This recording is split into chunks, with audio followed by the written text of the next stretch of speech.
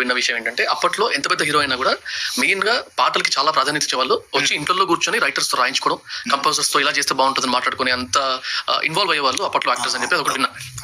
శ్రద్ధ పెట్టేవాళ్ళు రైట్, సాహిత్యం గురించి రైట్, రచన గురించి కరెక్ట్. నేను ఇందాక చెప్పినట్టు అప్పట్లో ఇలా అయ్యేదా మీకు కూడా, అంటే పెద్ద యాక్టర్స్ వచ్చి మీతో కూర్చొని రాయడం, అందులో పాల్గొనేవాళ్ళు సాహిత్య చర్చలు కావచ్చు, ఆ సృజన ప్రక్రియలో నాకు చాలా జరిగింది అలా. నాకు ముఖ్యంగా నా జీవితంలో అలా జరిగిన సందర్భాలు పవన్ కళ్యాణ్ గారితో ఉన్నాయి. నాకు గుడుంబా శంకర్ సినిమాకి పవన్ కళ్యాణ్ గారు నన్ను కలిశారంటే వాళ్ళ ఇంటికి రమ్మన్నారు. వెళ్ళాను. ఇక్కడ నంది హిల్స్ లో వాళ్ళ ఇంటికి వెళ్ళిన తర్వాత నాకు సందర్భం చెప్పి ఎలా అయితే బాగుంటుందని అంటే నేను అన్నాను, నాకు ముందు బాగానే ఉందని ట్యూన్ మణి శర్మ గారు ట్యూన్ ఇచ్చిన తర్వాత ఇలా 2-3 రకాలుగా అనుకుంటున్నాను, నాకేం అర్థం కావట్లేదు, మీరే చెప్పండి నాకు ఎలా ఉంటే బాగుంటుందని చెప్పగా నేను ఒకటి రాసుకొస్తాను సార్ అనేసి చెప్పేసి ఇంటికి వచ్చాను.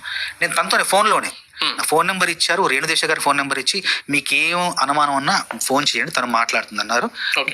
నాకు అనుమానం ఏం రాలేదు. వచ్చిన తర్వాత నేను రాసుకుని ఆయన దగ్గరికి మళ్ళీ ఫోన్ చేసి రావచ్చు అంటే సమయం ఇచ్చారు, వెళ్ళాను. అంటే అంత చనువు ఉండేది నాకు.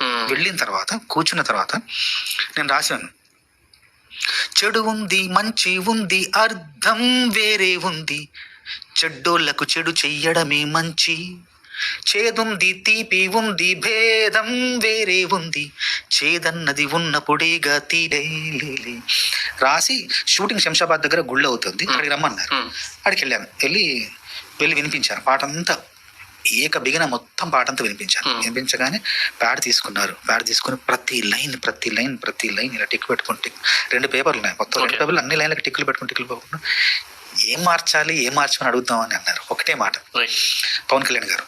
తర్వాత మళ్ళీ పవన్ కళ్యాణ్ గారి సినిమా బాలులో కూడా ఇంకొక పాట కూడా ఆయన దగ్గరుండి మాట్లాడుతూ సన్నివేశాన్ని బాగా వివరిస్తూ చెప్పిన తర్వాత నేను రాశాను. దాంట్లో ఏం రాశానంటే, దేశాన్నే శోకం నుంచి చీకటి నుంచి రక్షించే సైనికుడవ్వాలి, అన్ని పనుల్లోనూ శ్రామికుడల్లి, పగలు రేయి కార్మికుడల్లి, సముద్రంలో నావికుడల్లి ముందుకు పోతుంటే జనం మెచ్చే నాయకుడవుతావు, జగం మెచ్చే ఉత్తముడవుతావు,